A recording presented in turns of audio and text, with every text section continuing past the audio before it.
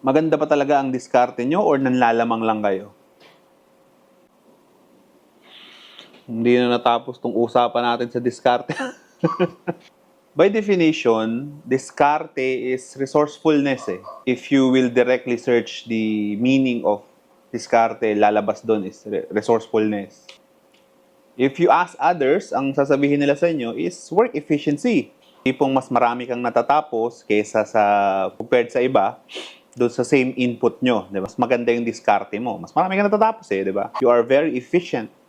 Efficiency kasi by definition is input over output eh, di ba? Sobrang daming English definition na pwede nating i-relate with diskarte.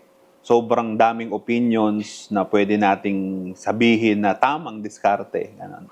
So sobrang dami nun, it's actually impossible na eh para to define. Pero again, kahit hindi naman siguro natin ma-define ng exact